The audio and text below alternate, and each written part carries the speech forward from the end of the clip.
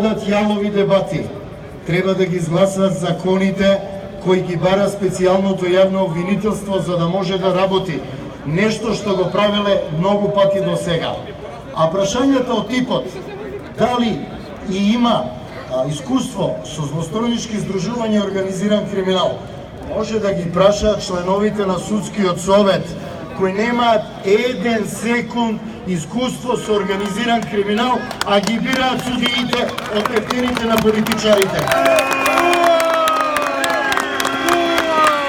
Исто така сме тука да ги повикаме државните институции да го почитуваат законот и тоа што е нивна обврска да го исполнат, да ги достават бараните докази, за да не мора специјалното јавно обвинителство да влегува физички во државни институции во своја земја.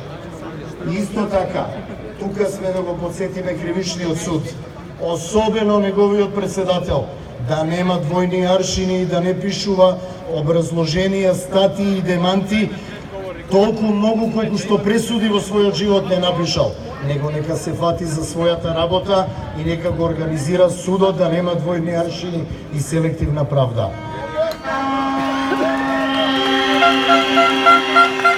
Но исто денес сме тука да му порачаме и на специјалното јавно обвинителство да ја врши својата работа и има нашата поддршка. Но само до тогаш додека ја врши својата работа и ги гони криминалците. Специјалното јавно обвинителство е должно секој што го прекршил законот, без оглед кому припаѓа и кој да го изведе пред лицето на правдата. И на крај, за да не должа многу, да им порачаме на сите, овој народ не е глуп. Овој народ сака мир, соживот и слога, свој деца покрај себе, а не во странство. И сака држава во која правдата и законот важат за сите.